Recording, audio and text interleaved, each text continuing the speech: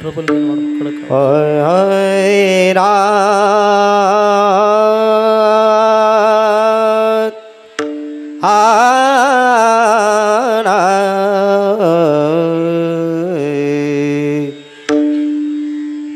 घालीन लोटांगण वंदेन चरण घालीन लोटांगण वंदेन चरण घालीन लोटांगण वंदेन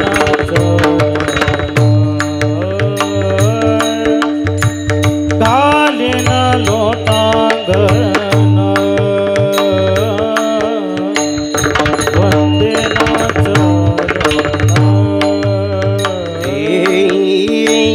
घालीन लोटांगण वंदीन चरण घालीन लोटांगण वंदीन चरण घालीन लोटांगण वंदेन चरण घालीन लोटांगण वंदेन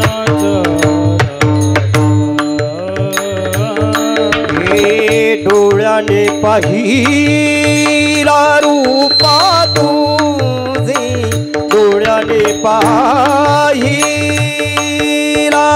रूपा तुझे आयना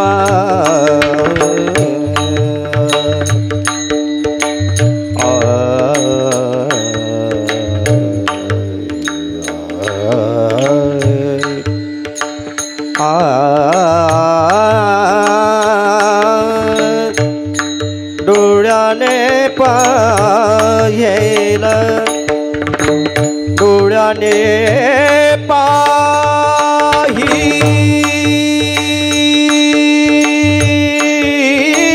पाहिला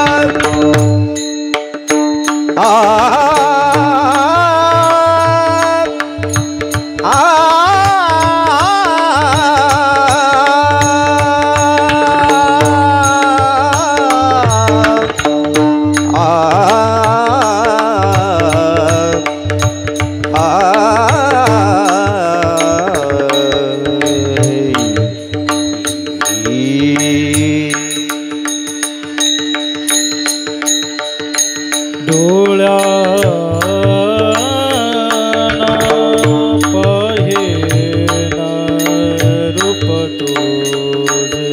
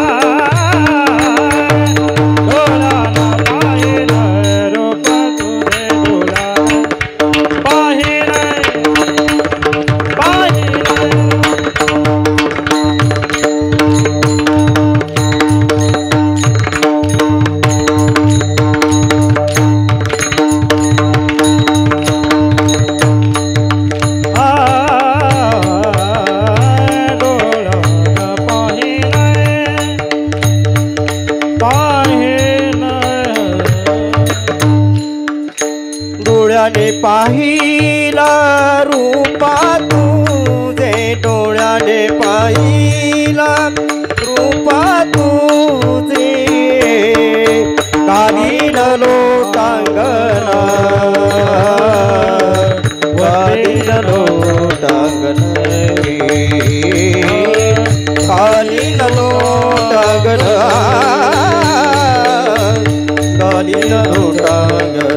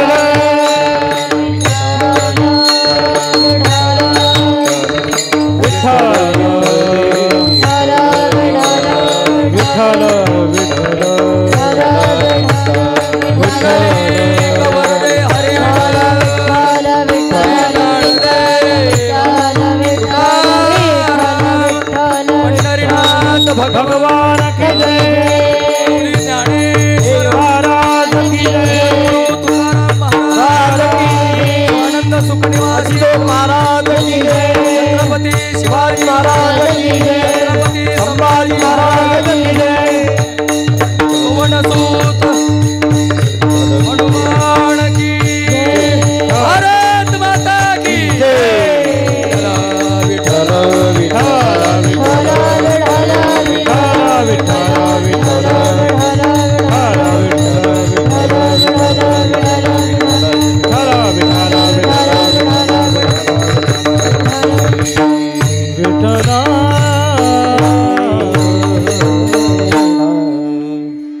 गालीन लोटांगण गालीन लोटांगण वंदीन चरण डोळ्याने पाहीन रूप तुझे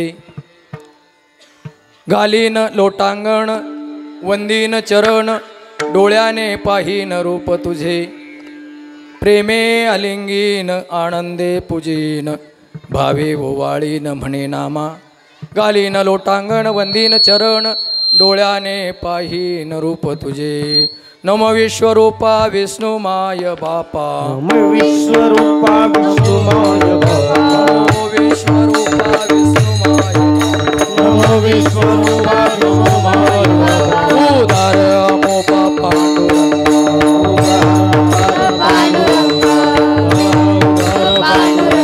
माझी वाणी तुझे वर्णी गुणा माझी वाणी तुझे वर्णी गुणा माझी वाणी तुझे वर्णी गुणा माझी वाणी तुझे वर्णी गुणा ऐसे देई प्रेम काही कळा ऐसे देई प्रेम काही कळा ऐसे देई प्रेम काही कळा नमो ज्ञानेश्वरा नमो ज्ञानेश्वरा नमो ज्ञानेश्वरा नमो ज्ञानेश्वरा नमो ज्ञानेश्वराय नमो ज्ञानेश्वराय नमो ज्ञानेश्वराय नमो ज्ञानेश्वराय निवृत्ती उदारा सोपान देवा निवृत्ती उदारा सोपान देवा मुक्ताबाई नमो त्रिभुवन पावनी मुक्ताबाई नमो त्रिभुवन पावनी मुक्ताबाई नमो त्रिभुवन पावनी हतभागी देवाची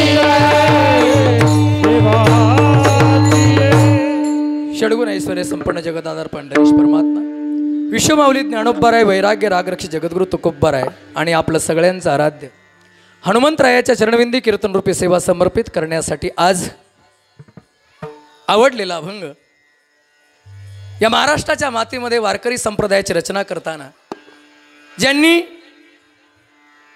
सुरुवात केली, जे ध्वज झाले, ज्यांना या महाराष्ट्राच्या मातीमध्ये पहिल्यांदा या भगवंताच्या अस्तित्वाची जाणीव झाली, असे प्रेममूर्ती नामदेवराय यांचा 2 चरणाचा सगळ्यांच्या परिचित असलेला, सगळ्यांना माहीत असलेला, या ठिकाणी बसलेल्या सगळ्यांनाच, घरी झोपलेल्या सगळ्यांनाच, घरी बसलेल्या सगळ्यांना, अखंड विश्वातील ज्याला खाता येतं, ज्याला जेवण करता येतं, अशा सगळ्यांच्या पाठात असलेला हा गोड असा 2 चरणाचा अभंग आहे. विठ्ठल विठ्ठल विठ्ठल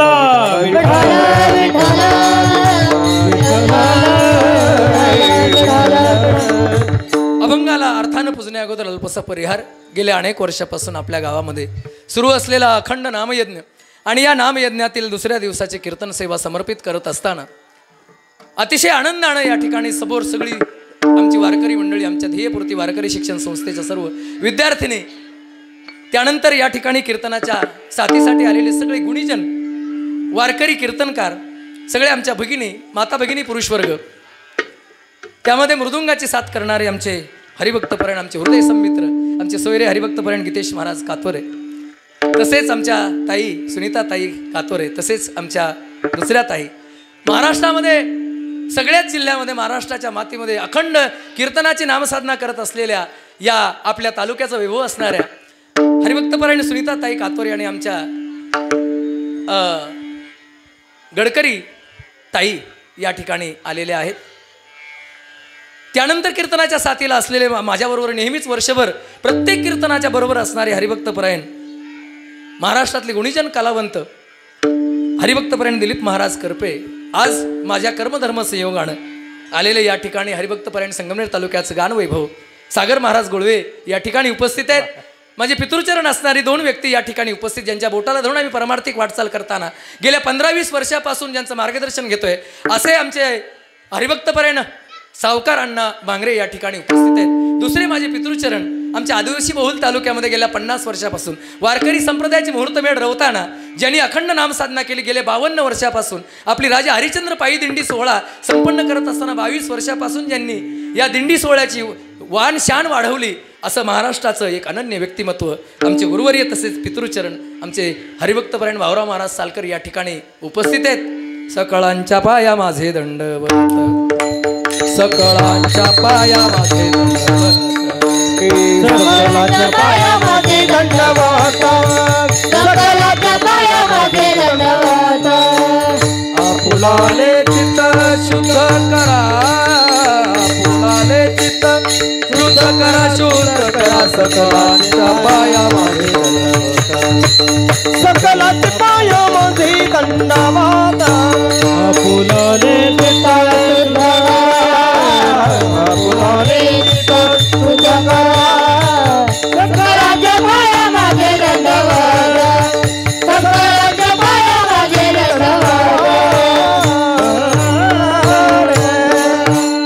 ही सगळी अनन्य सांप्रदायिक वारकरी संप्रदायाची सेवा लाभलेली ही सगळी अनन्य मंडळी उपस्थित आहेत. आपण सगळे श्रोतवर्ग संजयाच्या भूमिकेमध्ये आमचे संतोष दादा कासार आपल्याला हे चित्रण अनेक दिवस आपल्याला पाहता येईल याची सोय आमची करणार आहे. तसे आमचे संतोष दादा आज संजयाच्या भूमिकेमध्ये आहेत. त्याच्यानंतर आमचे कातोरे दादा सुंदर असं आवाजाचं नियोजन आपल्यापर्यंत पोहोचवत आहेत. समोर वारकरी संप्रदायाची अनन्य सेवक असणारी सगळी मंडळी, आमच्या गावातले भजनी मंडळाचे अध्यक्ष आमचे पंढरी मामा वागचोरे उपस्थित आहेत. या गावचं सामाजिक, शैक्षणिक आणि व्यावसायिक भूषण आमचे चुलते श्रीमान सुरेश शेठ गडाख साहेब या ठिकाणी उपस्थित आहेत. आमचे मामा सोमनाथ मामा वागचोरे उपस्थित आहेत. सगळीच मंडळी या ठिकाणी उपस्थित आहेत. आमचे चव्हाण दादा आलेले आहेत, हौशीराम दादा, दिंडीतली सगळी मंडळी, आमच्या आपण सगळ्याच माता भगिनी, ही सगळी मुलं बरोबर असताना या ठिकाणी ही विद्यार्थी आमच्या भूमिकेमध्ये असताना जसं एखाद्या शाळेमध्ये एखादं भाषण करावं तशाच पद्धतीने या सगळ्या विद्यार्थिनी उपस्थित आहेत.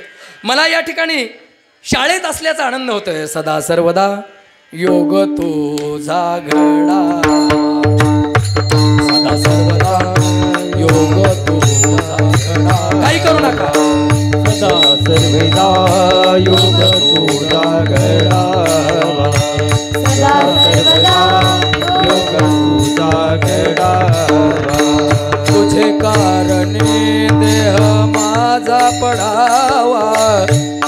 कारणी देह माझा पडावा उपेक्षू नको गुणवंता अनंता उपेक्षू नको गुणवंता अनंता तुझी कारणी देह माझा पडावा तुझी कारणी देह माझा पडावा उपेक्षू नको गुणवंता अनंता उपेक्षू नको गुणवंता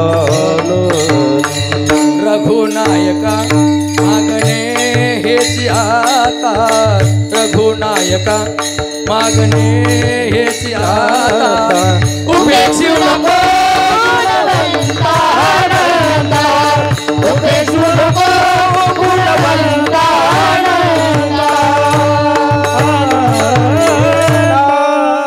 अतिशय सुंदर गीतेश महाराज असाच उत्साह शेवटपर्यंत राहिला अशी विनंती करतो. अभंगाकडे जायचंय. अभंगाचा अर्थ सगळ्यांना अभंग सगळ्यांना सोपा आहे. ज्याला खाता येतं यांना पाठ आहे असं मी सांगितलं.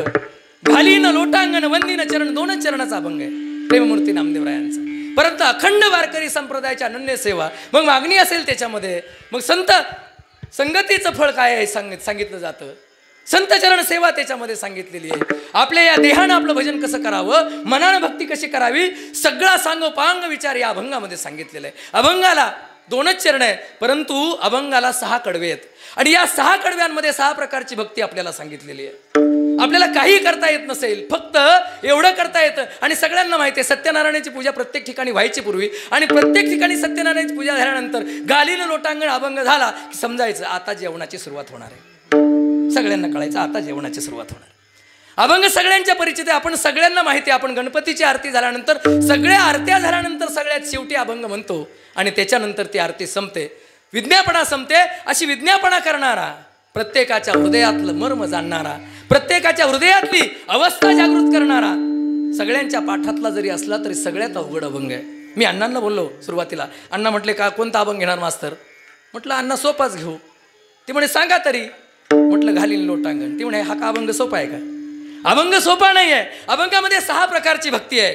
अभंगामध्ये 6 प्रकारची भक्ती आहे आणि 6 प्रकारच्या भक्तीचं वर्णन जोपर्यंत माझ्याच्यानं होत नाही तोपर्यंत कीर्तन संपणार नाही. विठाला विठाला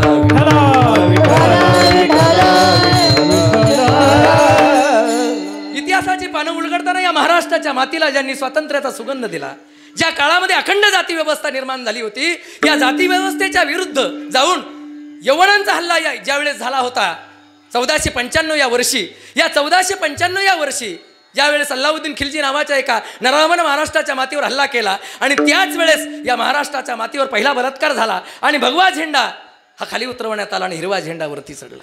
आणि त्याच वेळेस माझ्या महाराष्ट्राच्या मातीमध्ये अखंड 18 पगड जाती एकत्र करण्यासाठी माझ्या सगळ्या संतांनी एकत्र येण्याचं ठरवलं आणि त्यावेळेस आषाढीचा सोहळा संपन्न करायचा असं ठरलं. आणि आपल्या सगळ्यांना कृपा करणारा देव आपल्या सगळ्यांवरती छाया धरणारा सगळ्यांना प्रेम देणारा सगळ्यांना भक्ती धरणारा तो देव त्या देवाजवळ जाऊन आपल्याला प्रार्थना करायची ही माती वाचवण्यासाठी या मातीला स्वतंत्रता देण्यासाठी आणि म्हणून विचारानं समृद्ध करण्यासाठी 18 पगड जातीतील माणसं महाराष्ट्रातल्या मातीतील जमा झाली पंढरपूरला. आणि पंढरपूरला जमा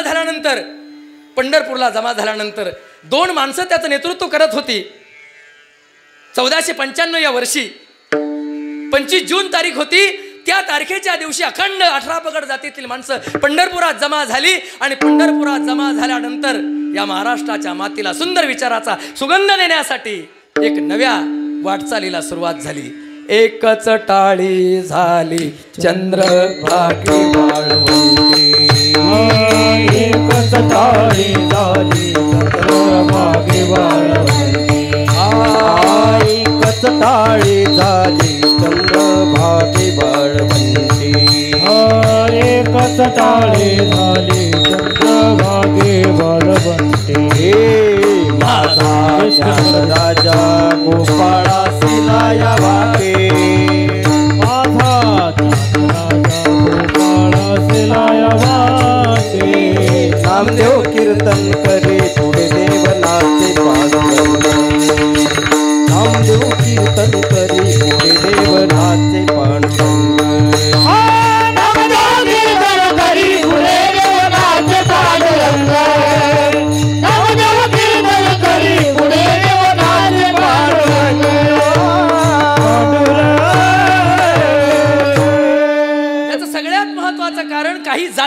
त्यावेळेस प्रवेश नव्हता तत्कालीन परिस्थितीमध्ये, आणि म्हणून त्या परिस्थितीमध्ये काही जातींना मंदिरामध्ये जाता येत नव्हतं, आणि म्हणून माझ्या प्रेममूर्ती नामदेवरायांनी तो मंदिरामध्ये असणारा देवच बाहेर काढला आणि देव कीर्तनात नाचायला लागला. त्या दिवसापासून, त्या तारखेपासून 25 जून 1495 त्या दिवसापासून आजच्या तारखेपर्यंत तो देव ज्या ठिकाणी कीर्तन चालू असतं त्या ठिकाणी कीर्तनामध्ये उभा असतो. ही परंपरा ज्यांनी सुरू केली त्या प्रेममूर्ती नामदेवरायांच्या अभंगाची रचना आहे. विठ्ठल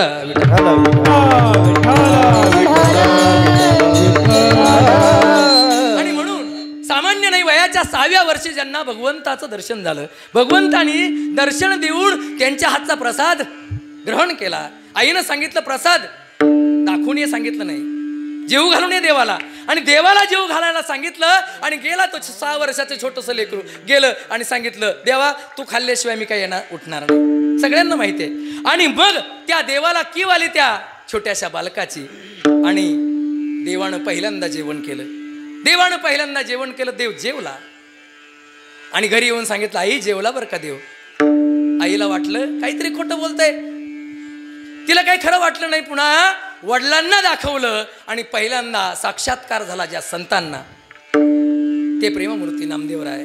परंतु नुसतं संतांचा देवाचा स्पर्श झाला ते उपयोगाचा नाही आहे, मुळात कळलं पाहिजे या सगळं कशासाठी चाललंय. हा सगळा 8 तास कशासाठी, या सप्ताहाची रचना आहे, कशासाठी एवढा मोठा सभामंडप, बरेचशा गावची लोक बोलवलीत, आपण या सगळ्या मुलींना बोलवलं, काय इथे कर्तव्यता आहे, काय फायदा आहे. काही लोक बोलतात काय फायदा आहे, कशासाठी करता तुम्ही, बऱ्याच वेळा विचार करतात लोक कशासाठी करायचं, जाऊ द्या, नाही केलं तर काही होत नाही, काही होत नाही. एवढं मोठं साम्राज्य, एवढं 5-50 लाखाचं मंदिर, हा 35-40 लाखाचा एवढा सभामंडप, जी शोभा आपण उभी केली, कशासाठी एवढं सगळं. सगळ्यात महत्त्वाचं, ज्या गावामध्ये आपण राहतो, ज्या हनुमंतरायाच्या पुण्य आणि पावन प्रदेशामध्ये आपण राहतो, त्याची सेवा किमान या 3.5 हाताच्या देहानं जीवन जगत असताना, जीवनामध्ये आनंद उपभोगत असताना, या 3.5 हाताच्या देहाची सेवा करताना किमान वर्षातून 3.5 दिवस तरी सप्ताह केला पाहिजे. म्हणून ही सगळी ती कर्तव्यता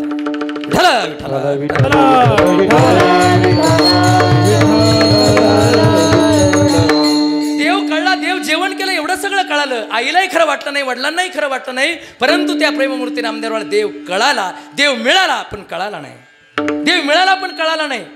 आणि मग सांगत सुटले मला देव माझ्याबरोबर जेवण करतो, माझ्याबरोबर जेवण करतो, कळाला नाही.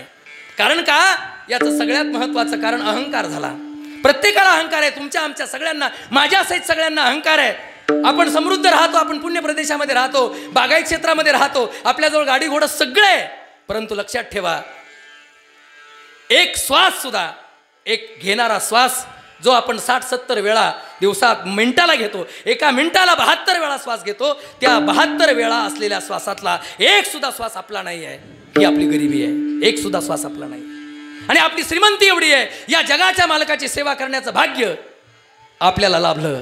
कायमे उद्धार पावे, कायमे उद्धार पावे,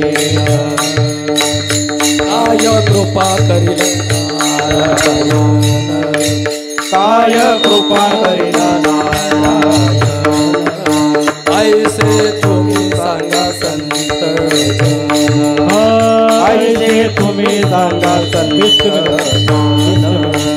करा समाधान चित्त माझी, काय खंड येईल करवा, काय खंड येईल.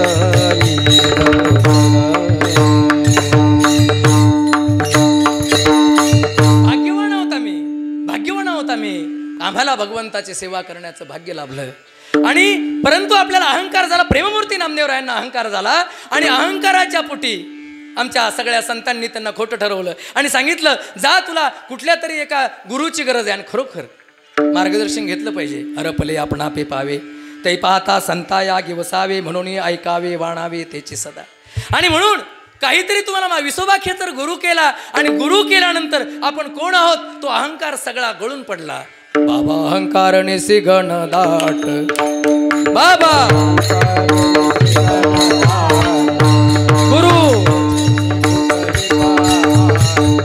माता भक्ती भेटली, तेने मार्ग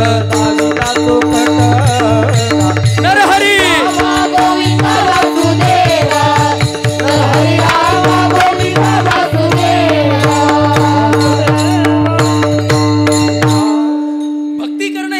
असावं लागतं, तुमच्या नशिबात असावं लागतं. नशिबात असलं तरच ते भाग्य मिळतं. नशिबात असेल तर, नशिबात असल्याशिवाय नाही. पुण्य पोचले असाधारण तया तुझे गुणवानने, देवणी मज उत्तीर्णे केली आजी.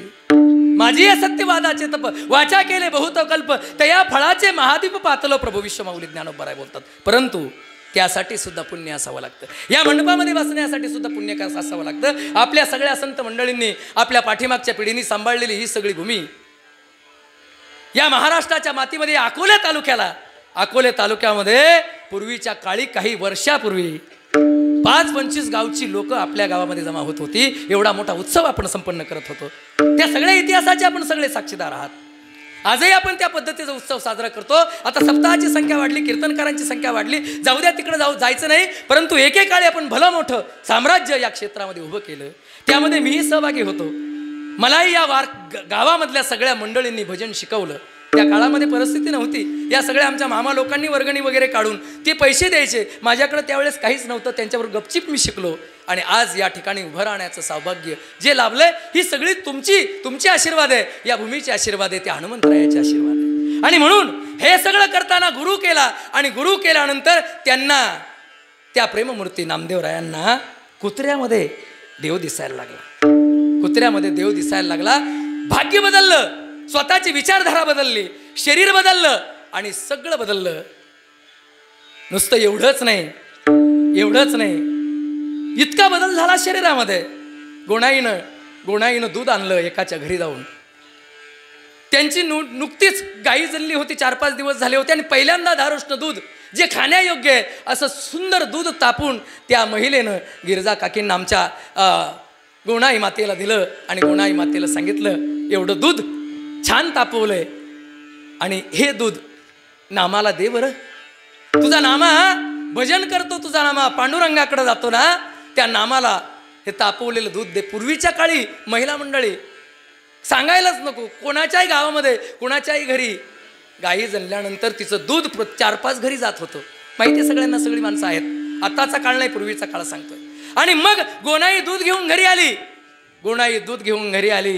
दुधामुळे गुळ टाकला. त्या काळातला दूध तापवलं, लालबुंद झालं आणि प्रेममूर्ती नामदेवरायांच्या समोर दूध दिलं. किती प्रेम असावं. प्रेममूर्ती नामदेवरायाने ते दूध घ्यावं.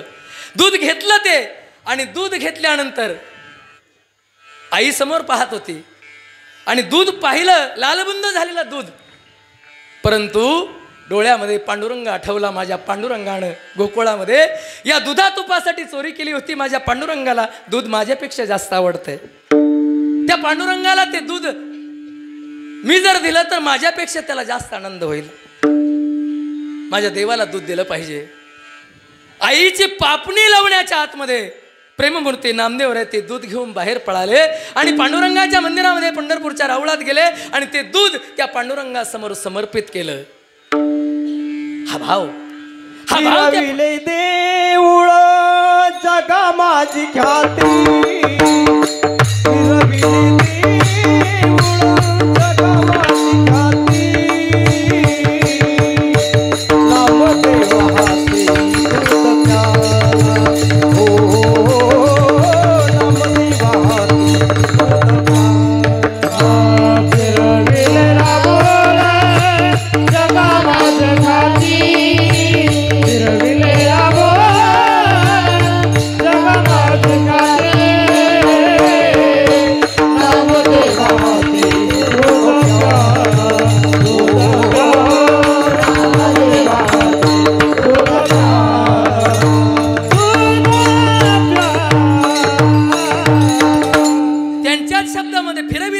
जगा माझी ख्याती. नामदेवा हाती दूध प्याला. मंदिर फिरून देवानं दूध प्यावं, एवढं प्रेम देवाचं असावं. का होतं हे? का एवढी शक्ती निर्माण झाली? का एवढं सौभाग्य निर्माण झालं त्यांच्या शरीरामध्ये, त्यांच्या मनामध्ये? याचं चिंतन आपल्याला करायचं आहे. अभंगाच्या 2 चरणाचा आहे. पहिल्या चरणामध्ये 3 प्रकारची भक्ती सांगितली आहे. गालीन लोटांगण. हे जे शरीर आहे, हे शरीर 84 लक्ष योनीमधून आपल्याला दिलंय. 83,99,999 या सगळ्या जीवांना कुणालाच भजन करता येत नाही. फक्त एकच, जेने हा जीव दिला दान. जेने हा जीव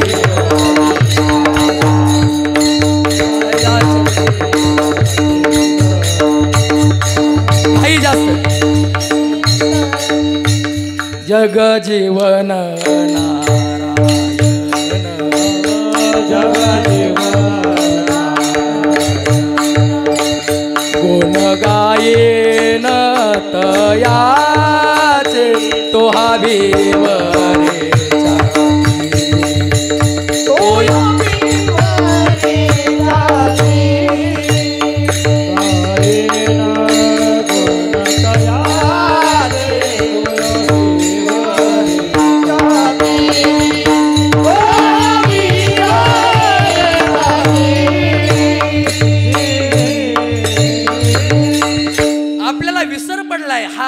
हा जीव हा आपल्याला कुणीतरी उसना दिलाय आणि हे रिचार्ज मारायचंय. वर्षातून 3 दिवस 365 दिवस आपला नित्य व्यवहार चालू आहे. प्रत्येकाच्या वाट्याला आलेलं कर्म प्रत्येक जण आपण करतोय. परंतु या 3.5 दिवसामध्ये आपलं नित्य कर्म सोडून आपल्याला फक्त आणि फक्त हे 3.5 दिवस आपल्याला आपला रिचार्ज करायचा वर्षभराचा.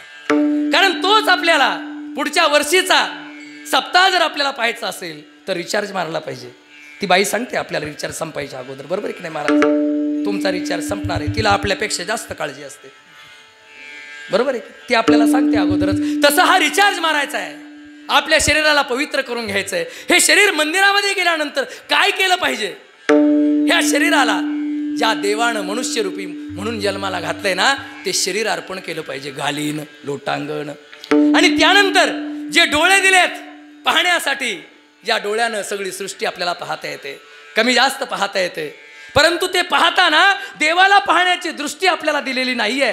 ती फक्त संतांना आहे. संतांनाच फक्त गेल्यानंतर वाटतं, काय वाटतं?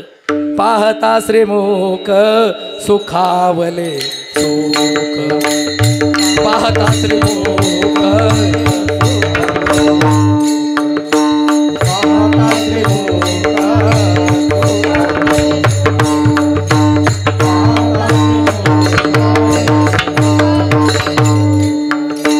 डोळ्याची भूक नवसे माझ्या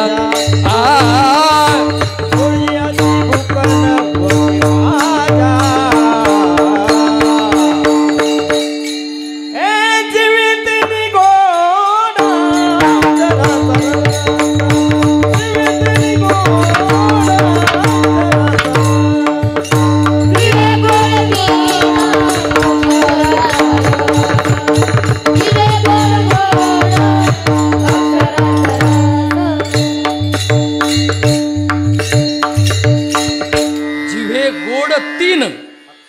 अक्षरांचा जिव्हे 3 गोड नाही. विठला विठला विठला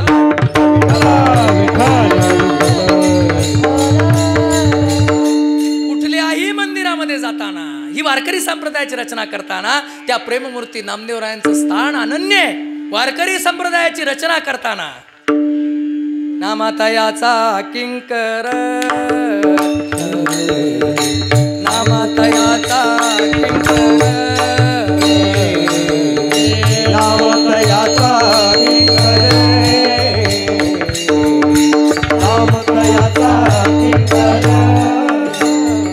तेने केला हा विस्तार, तेने केला हा विस्तार, विस्तार ज्ञानदेव रचेला पाया,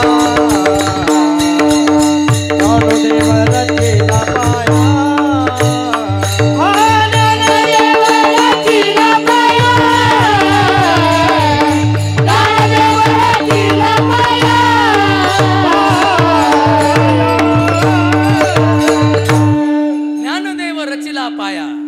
नामातयाचा किंकर, त्याने केला हा विस्तार, त्यांनी सगळा विस्तार केलाय. आणि आज आपल्याला ती गोड फळं खायला मिळतात. प्रत्येक मंदिरामध्ये, प्रत्येक गावागावामध्ये तिथला पंढरपूरचा विठ्ठल आपल्या गावामध्ये स्थिर झाला, तिथल्या मूर्ती आपल्या गावात आणण्यात आल्या. आणि हे सगळं वैभव त्या संतांनी आपल्याला उपलब्ध करून दिलं, सामान्य नाही. आणि आज आपल्याला वाटतं, काही मंडळींनी 7-8 दिवसापूर्वी म्हणे काकडा सुरू केला, विचारायला पाहिजे होता आम्हाला का नाही विचारलं? गावातली काही मंडळी म्हणायला लागली, आम्हाला का नाही विचारलं? मी फक्त एकाच माणसाला फोन केला गावातल्या, आमच्या शांताराम मामाला. काय लागतं काकडा करायला? काकडा करायला 2च गोष्टी लागतात, 1 मीटर कापड आणि 1 तेलाची बाटली. 2च गोष्टी लागतात काकडा करायला, 2च गोष्टी. मामाला फोन केला, म्हणलं मामा उद्या काकडा करायचा आहे. मामा म्हणे काय लागेल? म्हटलं 1च कापड मी आणतो, तेल तुम्ही आणा. मामा म्हणे ठरलं. झाला सुरू दोघांमध्ये. आणि आतापर्यंत चालू आहे, महिनाभर चालणार आहे. परंतु त्यासाठी कोणाकडून काही घ्यायचंच नाहीये आणि देवाची भक्ती करण्यासाठी गावामध्ये जर मीटिंग बोलवावं लागत असेल, आपल्याला किती अहंकार झाला आहे. विठ्ठल कोण आहोत आपण, काहीच आपलं नाहीये. या ठिकाणी बसलेली मंडळी पुढच्या वर्षी असतीलच असं नाहीये, पुढच्या वर्षी असतीलच अशी नाहीये. अनेक उदाहरणं सांगता येतील, गावातली अनेक उदाहरणं सांगता येतील. सामान्य गोष्ट नाहीये. कित्येक लोकांनी पुण्य करून, कित्येक लोकांनी याचना करून आजचा दिवस आपल्याला पाहायला मिळाला. लक्षात ठेवा, या मंदिरामध्ये बसण्याचं भाग्य सामान्य नाहीये.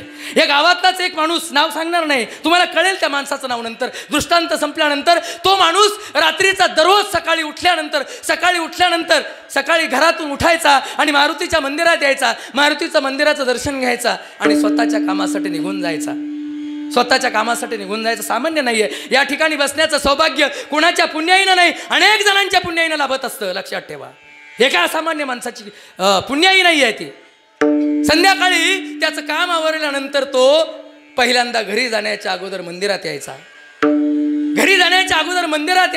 आणि मंदिरात आल्यानंतर तो रात्री 9:30 वाजता घंटा वाजवायचा. मारुतीच्या मंदिराची, या मंदिराची घंटा वाजवायचा रात्री 9:30 वाजता. आणि 9:30 वाजता घंटा वाजल्यानंतर आमची आई म्हणायची, तुझा सासरा आला बरं का, सासरा आला तुझा. 9:30 वाजता घंटा वाजायचा आणि 9:30 वाजता घंटा वाजल्यानंतर त्यानंतर तो माणूस घरी जायचा, जेवण करायचा. सकाळी पुन्हा उठून सकाळी 7:30 वाजता पुन्हा घंटा वाजायचा आणि त्याच्या कामाला निघून जायचं. सकाळ संध्याकाळ घंटा वाजवणं, मंदिरात येणं, घरातून निघाल्यानंतर मंदिरात येणं, मंदिरातून काम करणं, काम झाल्यानंतर पहिलं मंदिरात येणं आणि मंदिरातून घरी जाणं, एवढा हा नित्य प्रवास त्या माणसाचा कित्येक वर्ष चालू होता. मला माहीत नाही, परंतु जेवणाच्या वेळेस मात्र ती घंटा वाजायची. तो माणूस गेल्यापासून 9च्या पुढे भजना व्यतिरिक्त कधी घंटा मारुतीच्या मंदिरातली वाजली नाही.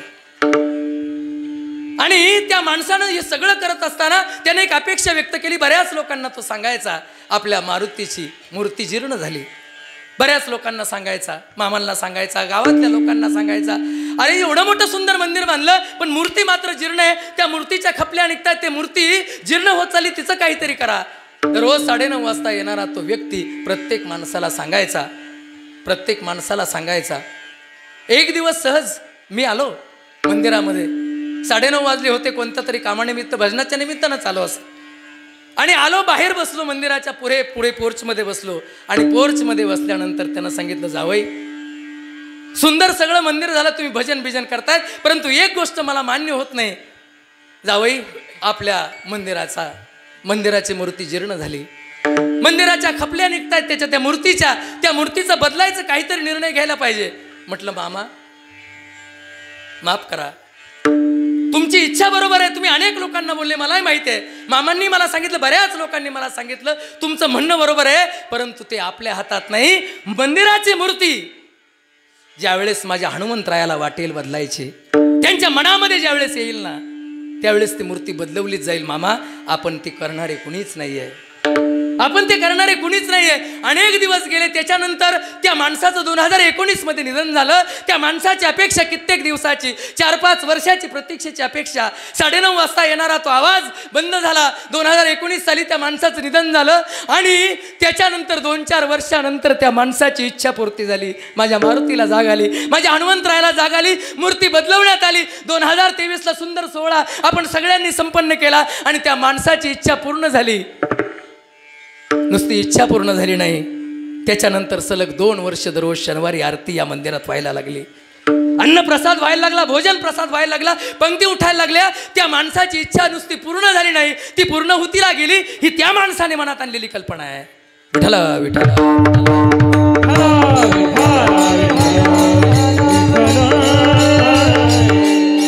उत्सव व्हावा, समारंभ व्हावे, हे या सगळ्याची कल्पना पहिल्यांदा देवाला वाटलं पाहिजे, त्याच्या मनात आलं पाहिजे. त्याच्या जर मनात आलं तर हे सगळं वैभव राहतं. किती मोठा उत्सव आपण साजरा केला, या इच्छा कधीतरी त्या माणसानं त्याच्या मनात आणलेली ती इच्छा आज पूर्ण होते. खरोखर आनंद वाटतो. अशी माणसं, कित्येक माणसं आपल्या गावात समोर बसलेले, मला सांगायचं नाही आहे, पुढे कधीतरी मी सांगेल. अशी अनेक उदाहरणं सांगता येतील. ही सगळी ग्रामदेवता यांच्या कृपेमुळं आपला प्रवास सुखकर होतो. आणि माझं भाग्य किती मोठं आहे, नुसतं ग्रामदेवताच नाही तर कुळदेवताची सुद्धा पूजा करण्याचं, साधना करण्याचं, उत्सव करण्याचं सौभाग्य आम्हाला लाभलं. आम्ही भाग्यवान सांगतो. धन्य मी मानीन आपुले संचेत, धन्य मी मानीन आपुले संचेत, धन्य मी मानीन धन्य मी मानीन राहिले से प्रीत तुझे नामी, प्रीत तुझे नामी, धन्य झालो आता यासी संदेह ना, धन्य झालो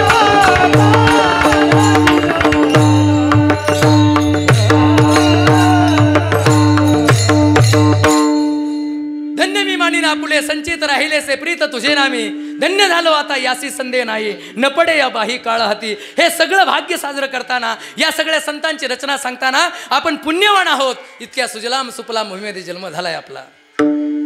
या संगमनेर तालुक्यातलं एक गाव आहे, 241 लोकसंख्या फक्त. वाडीची एक वाडी आहे छोटीशी, सावरगाव गुलेची बेलसोंडा वाडी आहे. 241 माणसं, एकच वार्ड आहे, एकच वार्ड आहे. मामा आम्ही दरवर्षी जातो, एकच वार्ड आहे आणि एकाच आडनावाची माणसं आहेत सगळी. गुले एकाच आडनावाची माणसं आहेत, आई गुले आडनावाची, एकाच आडनावाची माणसं आहेत. इतकं छोटंसं गाव आहे, वाडीची छोटीशी. त्या 241 माणसं 7 दिवसाचा सप्ताह करतात, 7 दिवसाचा सप्ताह करतात. 10-15 घरं असतील, एकही तरुण मुलगा त्या सगळ्या वाडीमध्ये तुम्हाला सापडणार नाही. शाळेत जाणारं एकही पोरगं तुम्हाला सापडणार नाही. याचं कारण सगळी मुलं हॉस्टेलला राहतात. तारुण्यामधली सगळी मुलं व्यवसाय निमित्त बाहेर असतात, फक्त म्हातारी माणसं गावामध्ये असतात. परंतु इतकं गोड नियोजन असतं. त्यांच्याकडं पैसा नाही, फक्त त्यांच्याकडं प्रेम मात्र जास्त आहे. इतकं प्रेम आहे. गेल्या 10 वर्षापासून त्या गावामध्ये आम्ही जात असतो. आमचे दिलीप मामा, आम्ही इतकी गरीब लोक आहेत, प्रचंड गरीब लोक. आता कुठेतरी यावर्षी मला तिथं 2-3 बांधलेले संडास दिसले. आतापर्यंत ती सुद्धा वानव होती. इतकी गरिबीची परिस्थिती असणारा 7 दिवसाचा सप्ताह ते साजरे करतात. इतकं आनंदानं करतात. त्यांच्याकडे पैसा नाही, परंतु त्यांच्याकडे प्रेम मात्र इतकं भयंकर आहे. आणि त्या प्रेमानं गेलेला प्रत्येक माणूस आनंदानं तिथलं आदरातिथ्य करून येतो. सर आम्हाला पुन्हा जायचं, पुढच्या वर्षी पाठवा बरं आम्हाला, असं आल्यानंतर सांगतात. इतकं प्रेम करणारी मंडळी, ते प्रेम फक्त भगवंताने दिलेलं आहे. त्यांच्याजवळ पैसा नाही. दरवर्षी फक्त एकाच पिकावर जगणारी ती माणसं मात्र आनंदानं साजरं करतात, कारण त्यांचा विश्वास आहे तो भगवंत आपल्याला भरपूर देणार आहे. त्याचं नामस्मरण केल्यानंतर जे ते हरीचे दास जन्म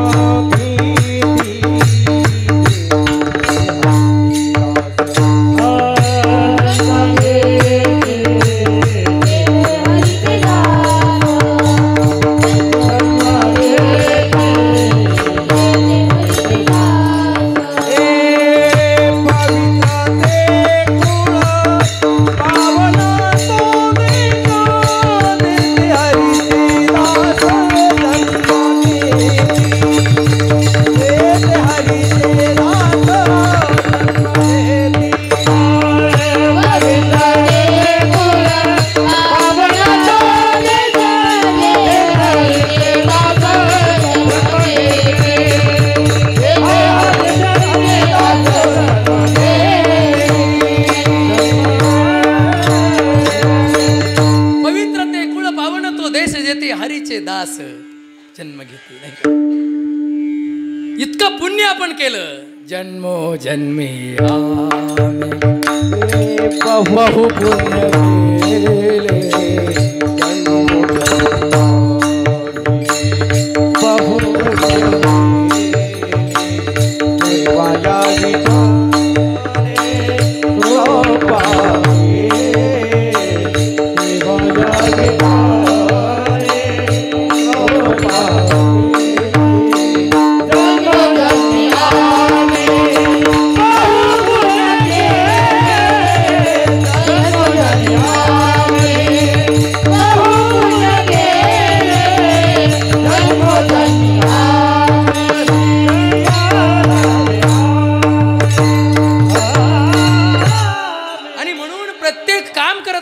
कोणताही काम करा, प्रत्येकाने भजन केलं पाहिजे, प्रत्येकाने पूजन केलं पाहिजे, प्रत्येकाने मंदिरात आलं पाहिजे, अशी अपेक्षा कुणाचीच नाही, देवाची सुद्धा नाहीये. प्रत्येकाने आपलं कर्म केलं पाहिजे, चांगल्या पद्धतीनं कर्म केलं पाहिजे. आणि कर्म आपलं चांगलं असेल, आपले प्रयत्न चांगले असतील, आणि फक्त देवाच्या आशीर्वादाची आपल्याला गरज आहे. देवाच्या आशीर्वादाची फक्त गरज आहे. आणि देवाचा आशीर्वाद घेण्यासाठी आपलं शरीर पवित्र असलं पाहिजे, सगळ्यात महत्वाचं. आणि म्हणून देवाच्या मंदिरामध्ये जाताना सगळ्यात महत्वाचं शरीर पवित्र असलं पाहिजे.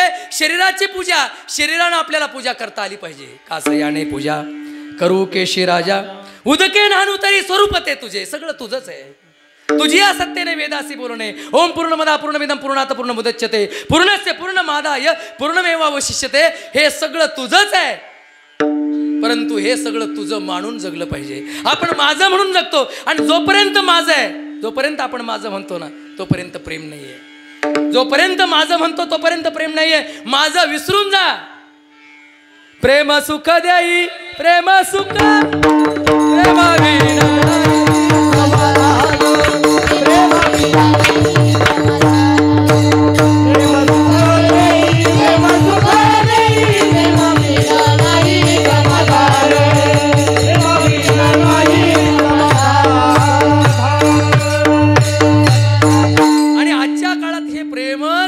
सगळ्यात महत्वाचं प्रेम राहिलं नाही. एकाच गावात राहणारी माणसं लक्षात ठेवा, आपणच आपले साक्षीदार आहोत. आपणच आपल्या प्रत्येकाचा शेवट पुढं माग आपण करणार आहोत. लक्षात ठेवा. या गावात असणारी, या पंचक्रोशीत राहणारी मंडळी आपल्या आराध्याच्या कृपेशिवाय आपलं पान सुद्धा हलू शकत नाही. लक्षात ठेवा. आपण एकमेकाच्या साक्षीदार आहे. एकमेकाच्या खांद्यावर बसून आपल्याला आपल्या आयुष्याचा शेवट करायचा आहे. एकमेकाच्या सुखदुःखामध्ये आपण सहभागी होणार आहोत. आणि म्हणून त्या आराध्याची पूजा करताना सगळ्यांचं एकच शरीर असलं पाहिजे. सगळ्यात महत्वाचं एका शरीरानं पूजा केली पाहिजे. आज एकत्र मन राहिलं नाही. मन दुखवल्याचा परमार्थ उपयोगाचा नाही आहे. हे सगळं करताना आपण जर कुणाचं मन दुखून जर करत असाल, कुठली गोष्ट जर करत असाल, एकदा काच जर फुटली ना, तिला कितीही फेविक्विक लावा, त्याला उपयोग होत नाही. चेहरा तुमचा सलग एकत्र दिसणार नाही. आणि म्हणून हा शरीराचा आणि मनाचा परमार्थ आहे. शरीरानं देवाकडे जाता आलं पाहिजे, स्वच्छ शरीरानं जाता आलं पाहिजे. आणि शरीरानं जर देवाकडे जायचं असेल, शरीरानं, हे शरीर जे देवानं दिलंय, देवाचं स्वरूप तसंच आहे. आजही पाहिल्यानंतर तो हनुमंतराय, तो आपल्याला तसाच दिसणार आहे. आणि अजूनही डोळ्याचा चष्म्याचा नंबर वाढल्यानंतर सुद्धा तसाच दिसणार आहे. देवाच्या वृत्तीमध्ये, देवाच्या भूमिकेमध्ये फरक होणार नाही. आपलं शरीर जीर्ण होऊन जाईल. आणि म्हणून देवाची जर शरीरानं, ऐकून घ्या, देवांची जर आपल्याला शरीरानं पूजा करायची असेल तर आपल्या शरीरामध्ये अवस्था कोणती असावी लागते, शरीराची तयारी कोणती असावी लागते. आपल्या शरीरानं देवाच्या जवळ जाताना शरीरानं देवाची पूजा कशी केली पाहिजे. अभंगाचं पहिलं चरण. खाली लोटंगण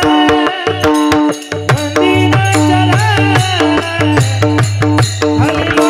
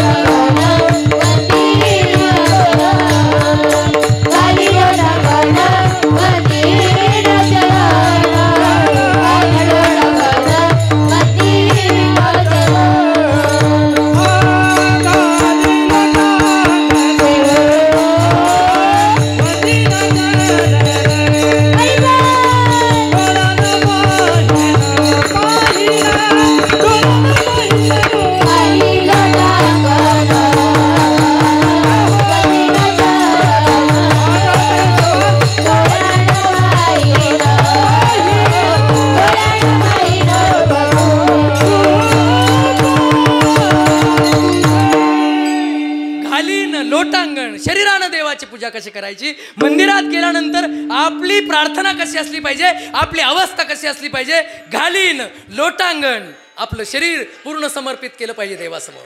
घालीन लोटांगण वंदीन चरण, देवाचे चरण का वंदन करायचे, सगळ्यात महत्वाचं देवाचे चरण का वंदन करायचे सांगेल मी वेळ राहिला तर. घालीन लोटांगण, पहिल्यांदा लोटांगण का घालावे मी सांगतो. याचं कारण, या शरीरावरती अधिकार प्रत्येक श्वास हा कुणीतरी आपल्याला उसना दिलेला आहे. आणि म्हणून आपला रिचार्ज संपल्यानंतर, आपलं पुण्य संपल्यानंतर, ज्या दिवशी आपला शेवट आहे, आपण काय हे सगळं करायचं, सप्ताह का केला जातो, कारण याचं कारण याच 7 दिवसामध्ये आपला शेवटचा दिवस आहे. बरोबर आहे की? सोमवार, मंगळवार, बुधवार, गुरुवार, शुक्रवार किंवा शनिवार, नाहीतर रविवार. बरोबर आहे?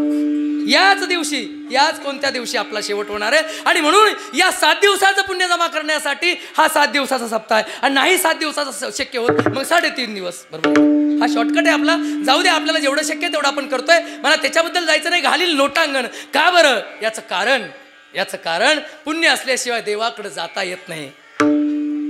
अखंड किती माणसं, या मराठवाड्यातली माणसं यंदा सोडून द्या, परंतु गेली कित्येक वर्ष पावसाचा थेंब सुद्धा त्यांच्याकडे पडत नाही. माणसं पेरून सगळी वारीमध्ये हजर होतात आषाढीमध्ये. बरोबर की नाही ताई? पेरून आषाढीला येतात, गेल्यानंतर काही शिल्लक राहत नाही. तरी सुद्धा वारीमध्ये अनन्य प्रमाण भक्ती करणारे, अनन्य भक्त असणारी सगळी मंडळी एक धरीला चित्ती. आम्ही रुखमाईचा पती, तेने झाले अवघे काम, निवारीला भवभ्रम. इतका विश्वास दाट आहे त्यांचा परमार्थ सुद्धा तशाच पद्धतीचा आहे. मला तिकडं जायचं नाही, ज्यांच्याकडं काहीच नाही, त्यांची मात्र वृत्ती इतकी सुंदर आहे. घालील थोडासा इतिहासाकडे नेतो तुम्हाला. त्रेतायुगामध्ये, कृतायुगामध्ये घेऊन जातो. कासवाचं रूप घेतलं एका भक्तानं, कासवाचं रूप घेतलं आणि कासवाचं रूप घेऊन देवाला भेटण्यासाठी तो गेला. देवाला भेटण्यासाठी गेला वैकुंठामध्ये. आणि वैकुंठामध्ये देव त्या शेषशय्येवरती बसलेले होते. आता शेष सगळ्यात रागीट, शेष म्हणजे साप, सगळ्यांना माहिती आहे. सगळ्यात रागीट.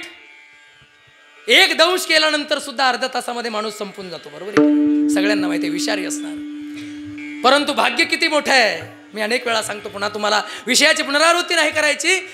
तो शेष, त्या शेषानं त्या कासवाला धुडकारून लावलं ते शेषानं त्या कासवाला लांब फेकून दिलं कासवाला. आणि कासव ते बिचार पुन्हा गरीब असणार ते कासव पुन्हा भगवंताच्या आश्रयाला दर्शन घेण्यासाठी पुढे गेलं. लक्ष्मीनं पाहिलं. लक्ष्मी म्हटली, या जगाचा मालक माझा, हा जगाचा मालक शेषशय्येवरती आराम करत असताना कोण एखादा साधक त्याला त्रास देतोय. लक्ष्मीनं सुद्धा त्याची प्रतारणा केली. लक्ष्मीने प्रतारणा केली, शेषानं प्रतारणा केली. आणि रडत असलेला तो कासव त्या भगवंताच्या नावानं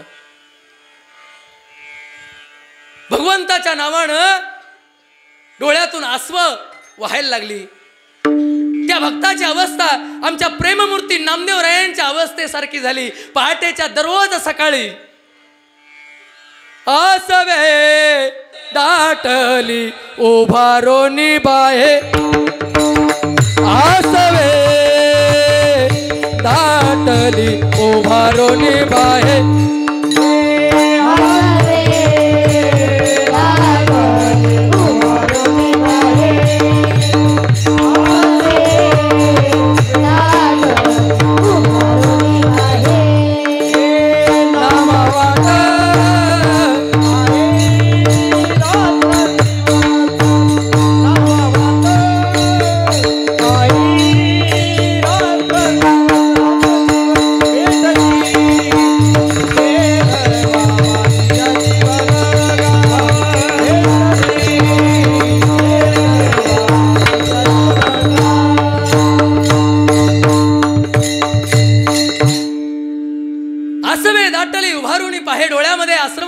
आणि खरोखर देवासाठी रडता आलं पाहिजे. जे देवासाठी रडले त्यांची मंदिरं झाली. प्रपंचासाठी रडणारे अनेक आहेत, परंतु देवासाठी रडणारे, जे देवासाठी रडले ते कोणत्याही जातीचे असू द्या, उच नीच काही नेने भगवंता,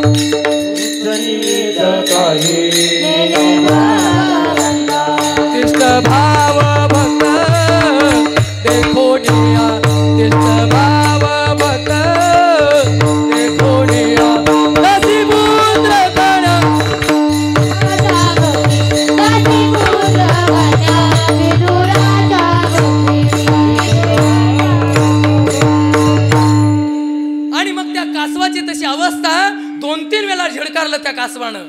परंतु देव मात्र दुसऱ्याच्या अधीन असतो, कधी कधी दुसऱ्याच्या ताब्यात असतो. प्रभूचं जीवन कधीतरी दुसऱ्याच्या ताब्यात शेषशाहीवरती बसलेलं आहे. शेपटीच्या वरती चढून तर येता येत नाही, वेटोळा घातलेला आहे शेषानं आणि त्याच्यावरती विराजमान झालेलं आहे. हवा घालते आमची लक्ष्मी माता. लक्ष्मी माता पाहते समोर शेपटीच्या पुढे कासव बसलेलं आहे, परंतु त्याला पुढे येता येत नाही. त्या कासवानं अस्व गाळली गाळली आणि कासव निघून गेलं. देवानं पाहिलं प्रेम भरानं, आणि देवानं पाहिलं, आणि देवानं एकदा पाहिलं, बस देवानं पाहिलं पाहिजे आणि देवानं कटाक्ष टाकला पाहिजे. एक आंधळा धृतराष्ट्र राजा होता हस्तिनापूरचा, आणि हस्तिनापूरचा राजा श्रीकृष्ण आला पांडवांसाठी 5 गावं जमीन मागण्यासाठी. 5 गावं मागण्यासाठी आला. 5 गावं द्या. तुम्ही काहीच नका. दुर्योधनाला सांगितलं तू राजा हो, फक्त 5 गावं तू सांगाल त्या पद्धतीची 5 गावं आम्हाला दे. त्यानं सांगितलं अजिबात देणार नाही. 5 गावं सुद्धा देणार नाही, केसावर मावेल एवढी सुद्धा जमीन देणार नाही सांगितलं दुर्योधनानं. आणि मग देवानं स्वरूप दाखवलं. देवानं सांगितलं युद्धाला तयार राहा. परंतु तो आंधळा साधा आंधळा नव्हता. त्या आंधळ्याला गीता सांगितली. सगळ्यात महत्वाचं गीतेची सुरुवात आंधळ्यापासून आहे. बरोबर आहे की धृतराष्ट्र वाच तिकडे जायचं नाही. परंतु आंधळा हुशार होता. आंधळ्याला देवापेक्षा जास्त ज्योतिषावर विश्वास होता. मामा देवापेक्षा श्रीकृष्ण समोर उभा आहे. त्याला दिसत नव्हतं डोळ्यानं, परंतु त्याला माहित होतं हा काय करू शकतो, तरी सुद्धा त्याच्यावर विश्वास नव्हता. त्यानं ज्योतिषी बोलून घेतला आणि ज्योतिषाला सांगितलं युद्ध होणार कौरव पांडवांचं असं जाहीर झालं. आणि मग ज्योतिषाला बोलवलं आणि ज्योतिषाला विचारलं श्रीकृष्ण उद्या पुन्हा एकदा आम्ही निरोप सांगून हे युद्ध थांबवू शकतो, फक्त एकदा दुर्योधनाच्या हातावरच्या रेषा एकदा पाहून एकदा ज्योतिषी सांगाच तुम्ही. आणि मग ज्योतिषाला विचारलं. ज्योतिषानं सगळे 12 ग्रहाच्या दिशा जुळवल्या आणि 12 ग्रहाच्या दिशा जुळवल्यानंतर त्या ज्योतिषाला विचारलं धृतराष्ट्रानं अहो सांगा राजयोग आहे का दुर्योधनाच्या हा नशिबामध्ये. त्यानं सांगितलं काळजीच करू नका राजे, काळजीच करू नका.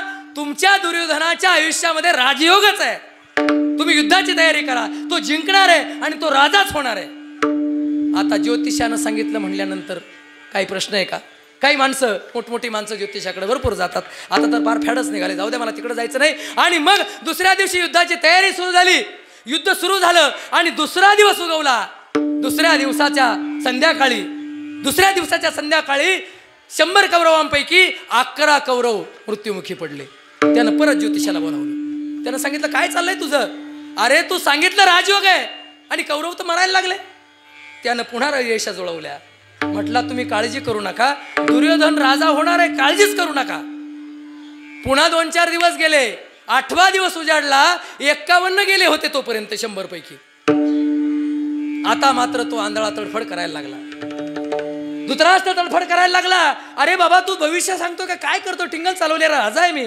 तुझ्या भरोशावरती एवढं युद्ध सुरू केलंय. 11वा दिवस उजाडला. आता फक्त बोटावर मोजण्या इतके कौरव शिल्लक राहिले. बोटावर मोजण्या इतके. त्या ज्योतिषानं समोर पाहिलं आणि सांगितलं आता आज मात्र शेवटचा दिवस. आज 11वा दिवस आहे. पुढे युद्ध किती दिवस चालणार मला माहित नाही. मला खरं सांग दुर्योधन राजा होणार आहे की नाही? खरं सांग दुर्योधन राजा होणार आहे की नाही? त्यानं सांगितलं महाराज दुर्योधनाच्या सगळ्या रेषा राजयोग सांगतायत, परंतु या ग्रहाच्या दिशा बदलणारा कुणीतरी आडवा येतोय.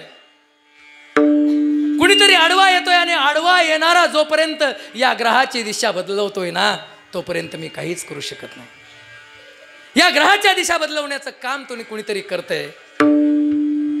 आणि मग 11व्या दिवशी त्यानं सांगितलं मी जुळवलेल्या सगळ्या रेषा बरोबर आहे, परंतु या रेषा या ग्रहांच्या रेषा कुणाच्या तरी अनाहूत शक्तीच्या हातात आहे आणि ती शक्ती मात्र पांडवांच्या बाजूने लढते. मी त्या ग्रहाच्या दिशा बदलू शकत नाही. राजे आतापर्यंत मी या सगळ्या रेषा वाचत होतो, त्या खऱ्याही वाटत होत्या, परंतु आज मात्र मी तुम्हाला सांगतोय या रेषा बदलवणारा दुसरा कुणीतरी आहे.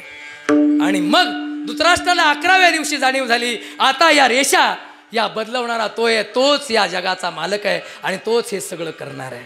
बरोबर आहे की? आणि म्हणून त्या दिवशी जाणीव झाली की हे सगळं युद्ध तो करतोय. नव्यानं युद्धाच्या पहिल्या दिवशी एक भला मोठा युवक बर्बरीक नावाचा आला होता.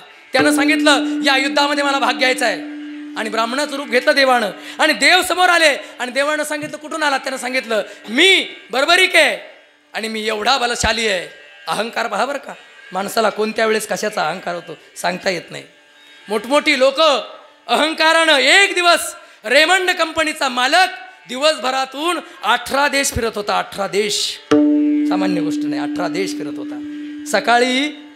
सकाळी उठल्यापासून संध्याकाळी झोपेपर्यंत 18 देशामध्ये जात होता. या महाराष्ट्राच्या मातीमध्ये 288 देशांमध्ये ज्याचं नेटवर्क पसरलेलं होतं अशा रेमंड कंपनीचा मालक आज खानावळीमध्ये जाऊन जेवण करतोय. आजची परिस्थिती सगळं संपून गेलं, काही शिल्लक राहिलं नाही. जो मुख्य अकाउंटंट होता तो साधू झालाय. अंबानीच्या सगळे व्यवहार पाहणारा जो अकाउंटंट होता जोशी, प्रदीप जोशी त्याचं नाव, तो आज साधू झाला, आज गिरिकंदरामध्ये फिरतोय. याचं कारण या जगाचं अंतिम सत्य त्याला कळालं आणि म्हणून या सगळ्या पैशाचा अव्यास सोडून एक दिवस अशी अवस्था निर्माण होते. माझ्या समोर बसलेले आमचे सालकर महाराज, 2 मुलं आहे, दोन्ही नोकरीला आहे, मुलगी नोकरीला आहे, सगळं सोडून आज संसारात असून सुद्धा साधू सारखं जीवन जगतात. याला म्हणतात परमार्थ. विठ्ठल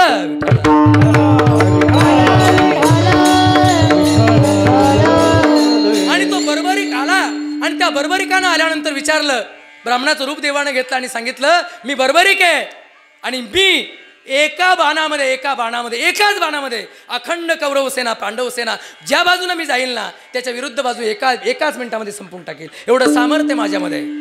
त्यानं सांगितलं, ब्राह्मणाचं रूप घेतलेलं देवानं सांगितलं, तुम्ही कोण आहात, तुमचा परिचय काय मला माहिती आहे, सांगा तुमची इच्छा काय. त्यानं सांगितलं मला सांगा या युद्धामध्ये पराभूत कोण होणार आहे.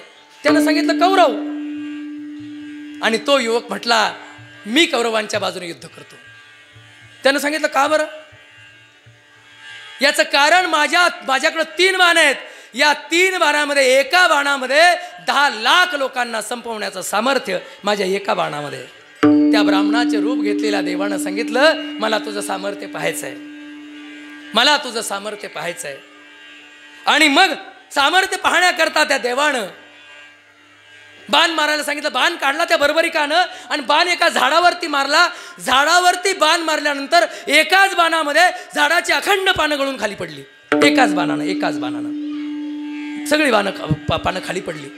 देवानं एक पान आपल्या पायाखाली दडून ठेवलं होतं आणि पाय उचलला आणि पाहिलं त्याही पानाला छिद्र पडलेलं होतं. एवढं सामर्थ्य असलेला तो बर्बरिक आणि त्या बर्बरिकाला पाहिलं खरोखर सामर्थ्य आहे. त्यानं सांगितलं तुम्ही कोण आहात मला माहित नाही, तुम्ही सामर्थ्यवान आहात परंतु तुमची आम्हाला गरज नाही आहे, सांगा तुमची शेवटची इच्छा काय. त्यानं सांगितलं कोण आहात. त्या ब्राह्मणाच्या रूप घेतलेल्या देवानं सांगितलं मी या जगाचा मालक आहे, श्रीकृष्ण आहे, हे सगळं चालवणारा, हे सगळं करणारा मीच आहे, सांग तुझी शेवटची इच्छा आहे. देवाचं दर्शन झालं. त्यानं सांगितलं आजी फिटले माझे कोडे बहुत जन्माचे साकडे, कोंदटले पुढे परब्रह्म सावळे. आणि समोर पाहिल्यानंतर, समोर देवाचं रूप पाहिल्यानंतर काय आनंद झाला. सावळे परब्रह्म आवडे या जीवा, मनी मन राहण्या कर केले, काय करू सये सावळे गोवित, आपे आपे लपत मन तेथे. काय किती प्रेम निर्माण झालं. आणि त्या देवाला समोर पाहिलं. त्यानं सांगितलं माझ्या सगळ्या अपेक्षा संपल्या, मला सांगा मी आता काय करू. त्यानं सांगितलं काय नाही करायचं, स्वतःच्या हातानं, स्वतःच्या शरीरानं स्वतःचं शिरधडा वेगळं करायचं. त्यानं सांगितलं देवा तुमच्यासाठी मी काही करेल, फक्त मला तुमच्या नावानं ओळखलं जावं एवढी माझी इच्छा आहे. आणि खरोखर स्वतःचं शिर तोडलं, स्वतःचं शिरधडा वेगळं केलं आणि स्वतःचं शिर असलेलं भगवंताचं नाम धारण केलेला तो छोटासा युवक, बर्बरिक राक्षसाच्या कुळात जन्मलेला, परंतु देवाच्या संगतीनं, देवाच्या दर्शनानं परितृप्तीचा ढेकर देणारा तो खाटू श्याम नावानं प्रसिद्ध झाला. आज लाखोच्या संख्येनं गर्दी त्या ठिकाणी जमा होते. याचं एकमेव कारण स्वतःच्या जीवनामध्ये, स्वतःच्या आयुष्यामध्ये देवाचं दर्शन झालं. घालीन लोटांगण वंदीन चरण, चरणाचं वंदन केलं पाहिजे. याचं कारण पाय लक्ष्मीचे हाती, पाय लक्ष्मीचे हाती, पाय लक्ष्मीचे हाती, पाय लक्ष्मीचे हाती,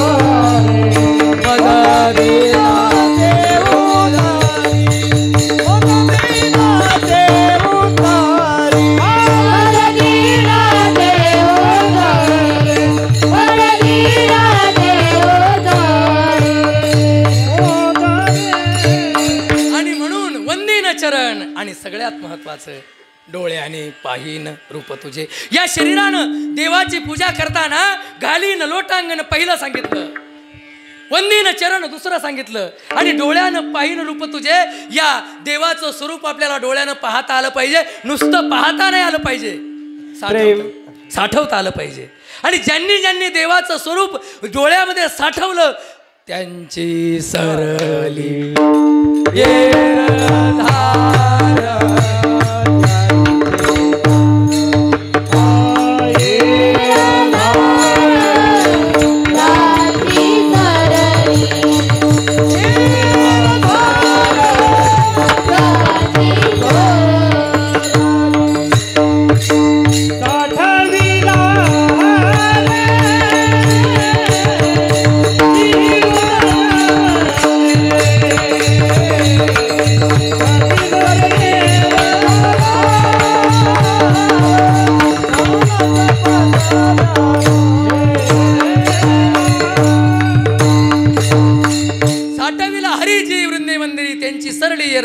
ज्यांनी देवाला हृदयामध्ये साठवलं. आणि खरोखर सगळ्यात सगळं संपल्यानंतर आपल्याला शेवट देवाची आठवण होते, शेवट सगळं संपल्यानंतर. परंतु देवाची आठवण आमच्या संतांना सगळ्यात अगोदर झाली. या सगळ्या या देहावरती त्यांचंच राज्य आहे असं त्यांनी समजलं. याचं कारण हृदयामध्ये देवाला साठवलं.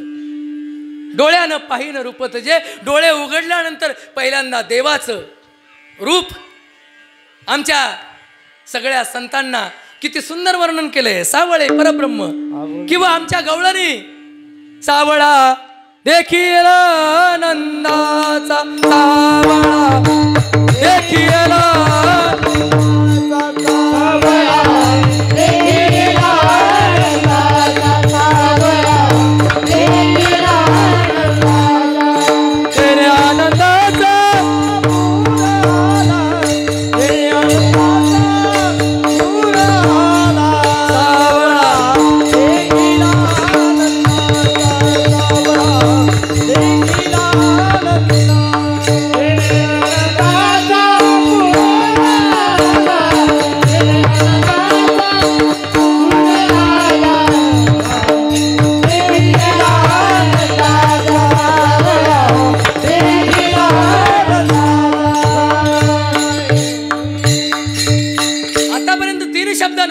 घालीन लोटांगण वंदीन चरण डोळ्यानं पाहीन रूप तुझे. देवा आमच्या शरीरानं आम्ही पूजा करताना तुझ्या जवळ तुझ्या चरणावर लोटांगण घालीन. मगाचा माझा दृष्टांत अपुरा राहिला. आणि मग त्या कासवाला शेषानं हुसकावून लावलं, तर आमच्या लक्ष्मी मातेनं हुसकावून लावलं. परंतु आमचा कासव मात्र थांबला नाही. आमच्या देवानं सांगितलं, आमच्या भगवान योगेश्वरानं सांगितलं, आमच्या भगवान त्या वैकुंठ नायकानं सांगितलं, या जन्मामध्ये शक्य नाही तुला दर्शन देणं.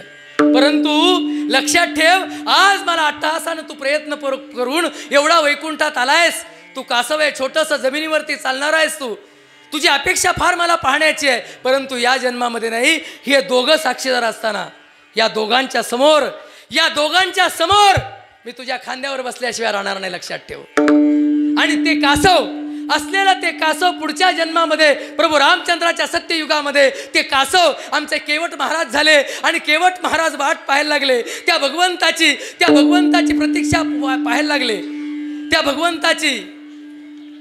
भगवंताच्या येण्याची वाट पाहायला लागले. आणि मग त्या भगवंताच्या येण्याची प्रतीक्षा बळावली. आणि येण्यासाठी प्रचंड वेगानं, प्रचंड आर्ततेनं भगवंताची विनवणी केली. त्या द्रौपदीनं जसे त्या भगवंताचा धावा केला, कोठे गुंतलासी द्वारकेचा राणा, उशीर का सकया लावी येला अशी अवस्था झाली. आणि ते प्रभू रामचंद्र यमुनेच्या तीरावरती ज्या ठिकाणी केवट होता, वाट पाहत होता पाठीमागच्या जन्मापासून, त्या ठिकाणी आमचे महाराज आले. प्रभू रामचंद्र, सीतामाई आणि शेष, लक्ष्मणाच्या अवतारामध्ये असलेले शेष, लक्ष्मी मातेच्या अवतारामध्ये असलेली सीता आणि प्रभू रामचंद्र केवटाला भेटण्यासाठी आले. केवट प्रतीक्षा करत होता. खरोखर किती उशीर लावला देवा, त्या अहिल्यासारखी मला वाट पाहायला लावली देवा तू. आणि आज माझ्या खांद्यावरती बसून या यमुनेच्या या तीरावरून त्या तीरावर जायचंय. देवा माझ्या खांद्यावरती बसा. पाठीमागच्या जन्मामध्ये असलेली कासवाच्या आयुष्यातली अपेक्षा केवटाच्या जीवनामध्ये प्रभू रामचंद्र खांद्यावरती बसले. एका बाजूला सीतामाई, एका बाजूला लक्ष्मण दादा, एका बाजूला शेष आणि लक्ष्मी माता, आणि केवटाला हळूच कानामध्ये प्रभू रामचंद्र सांगत होते, पाठीमागच्या जन्मामध्ये कासव असताना याच दोघांनी प्रतिबंध केला होता, परंतु तुझं पुण्य आज उदयाला आलं. आज तुझ्या खांद्यावरती आम्ही बसलोय, परंतु लक्षात ठेव सामान्य नाहीये. आजपासून या भूतलावरती जन्माला आलेला प्रत्येक माणूस माझं दर्शन घेण्याच्या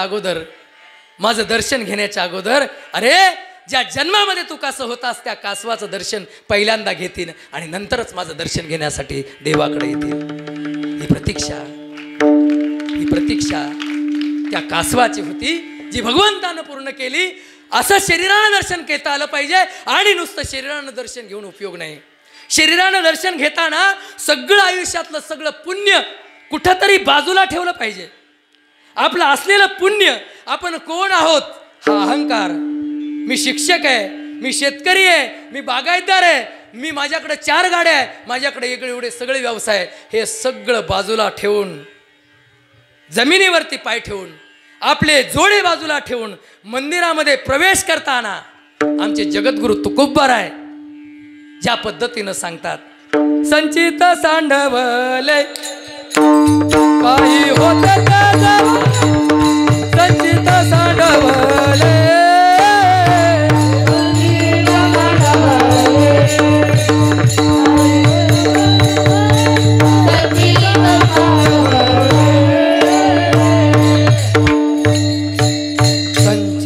सांडवले काही होते ते जवळे, संचित सांडवले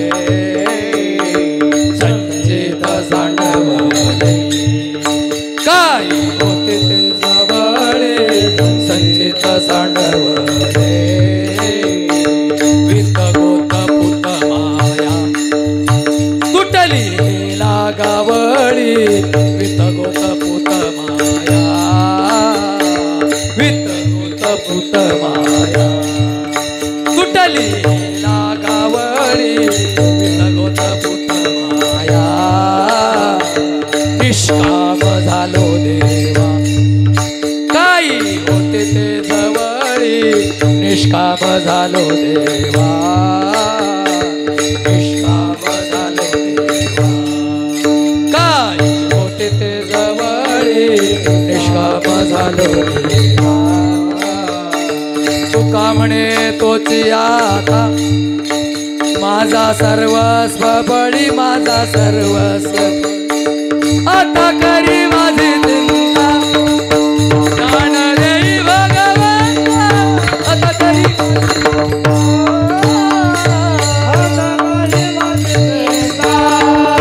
ज्ञान देई भगवंता.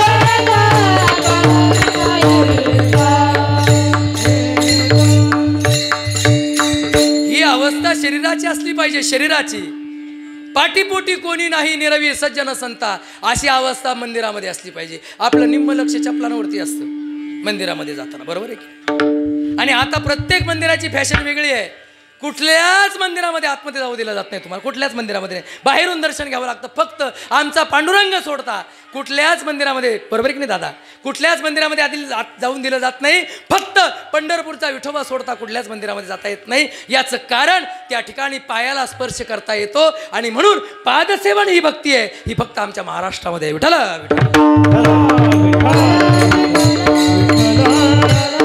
ही झाली शरीरानं करायची पूजा. शरीरानं पूजा करण्यापेक्षा सगळ्यात महत्वाचं पुढची अवस्था आपल्याला मनानं पूजा करता आली पाहिजे. मनानं. शरीर जितकं महत्वाचं आहे तितकं मन महत्वाचं आहे. मनानं हे सगळं मनासाठीच आहे. हा सगळा सप्ताह, एवढे सगळे उत्सव, या सगळ्या बोलवलं, आमच्या ताईंच्या एवढ्या सगळ्या अखंड मुली, या सगळ्या किती पुण्यवान आहेत. या आम्हाला बरंच वर्षानंतर, जवळजवळ 20 वर्षानंतर आम्ही परमार्थामध्ये प्रवेश केला. 20 वर्षानंतर, त्याच्यानंतर पुढची 20 वर्ष इथपर्यंत येण्यासाठी गेली. ही सगळी भाग्यवान आहे, फार लवकर आली. आणि हे सगळं करताना मला काय सांगायचंय, हे सगळं करताना हे सगळे उपचार कशासाठी आहे, एवढे सगळे उत्सव कशासाठी करायचे, कशासाठी 3,500 वर्गणी काढायची, कशासाठी काढायची, काय उपचार आहे, फक्त कशासाठी, एकमेकाची मन शुद्ध करण्यासाठी हा परमार्थ आहे. अवघ्या उपचारा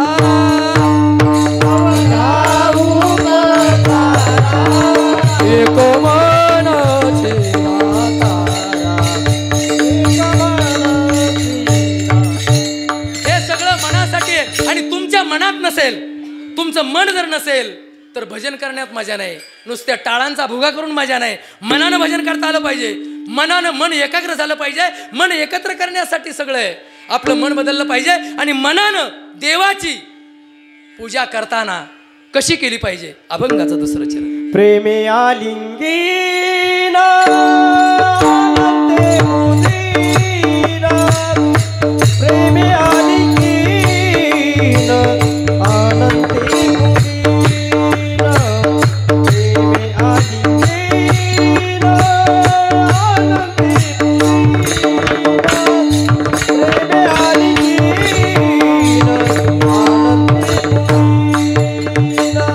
प्रेमे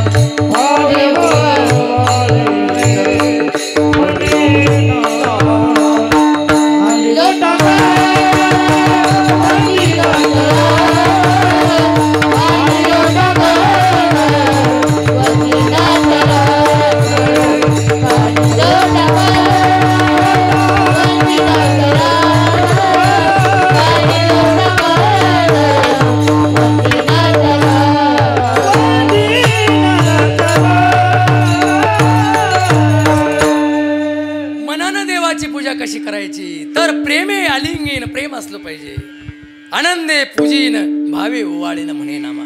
या 3 चरणावर बोलायला अजून 2 तास लागतील. फक्त एक दृष्टांत सांगतो आणि मी नियोजित वेळेत कीर्तन संपवणार आहे. माझं गाव आहे, कुणालाच प्रतीक्षा मला करायची लावायची नाही आहे. पुढच्या 10 मिनिटामध्ये या कीर्तनाची सांगता मी करणार आहे. फक्त यावर्षी 1 चरण, पुढच्या वर्षी 2रं चरण. कारण अभंग सोपा आहे, परंतु अभंगाचा भावार्थ फार मोठा आहे. बरोबर आहे की नाही? 3 अवस्था मला सांगायचं आहे. प्रेम सांगायचं आहे, प्रेमे आलिंगीन, आनंदे पूजेन आणि भावे ओवाळीन. भाव सांगायचा आहे. हा सगळा भाव निर्माण सांगाय. भावे गावे गीत शुद्ध करोणी या चित्त तुझं व्हावा आहे देव परी हा सुलभ पाव. मस्तक ठेंगणा करी संताच्या चरणा. ते सगळं त्या विषयावर बोललोय मागच्या वर्षी. मी या अभंगावरती कीर्तन केलंय. मला फक्त एक दृष्टांत सांगायचं आहे. मनानं बदलता आलं पाहिजे आणि हे मन बदलण्यासाठी हे मन सामान्यपणे बदलत नाही. कित्येक वर्ष झाले, किती सप्ताह झाले, कित्येक आपण प्रचंड देवादेव सारखाच चालू आहे. आपले वर्षभर सारखे 24 सण 12 महिन्यामध्ये 24 सण साजरे करतो. देवादेव भरपूर चालू आहे, परंतु बदल झाला पाहिजे. सगळ्यात महत्वाचं बदल झाला पाहिजे. आम्ही फार अगदी सांगत नाही फार बदल झाला पाहिजे, परंतु थोडा तरी बदलाची सुरुवात तरी झाला पाहिजे. आमच्या मनाजीनं त्याच्या नातवाचं नाव तुकाराम ठेवलं, हा झालेला बदल आहे आपल्या गावातला. विठ्ठल विठ्ठल.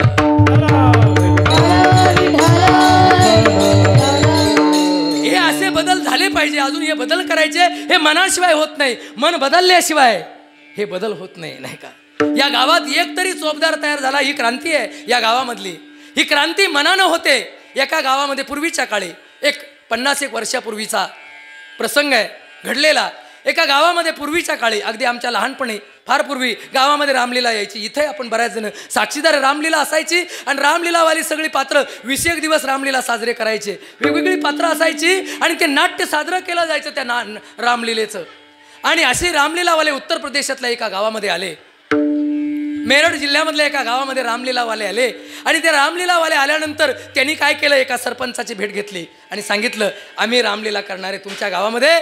तुमचं गाव परमार्थिक वाटतं, या गावामध्ये 20-25 दिवस राहून आम्हाला रामलीलेचा आनंद घ्यायचा आहे. त्या गावच्या सरपंचाला सांगितलं. त्या सरपंचाचं नाव होतं लठोरी सिंग नावाचं. लठोरी सिंग नावाचा सरपंच त्याला सांगितलं, तुमच्या गावामध्ये रामलीला करायची. त्यानं सांगितलं, काही हरकत नाही, करा.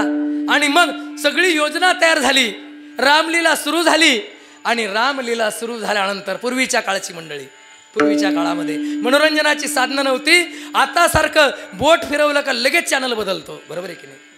आणि सगळं आपल्या आयुष्याची गोळाबिरी शून्य जर कुणी करून टाकली असेल, बरोबर आहे की नाही? फक्त मोबाईल याला एकमेव कारणीभूत आहे. सगळ्यांच्या मनामधलं परिवर्तन, सगळ्यांच्या आयुष्यामधली राख रांगोळी, तारुण्याची राख रांगोळी करणारी आताची सगळी पिढी सगळं काही विसरून गेली.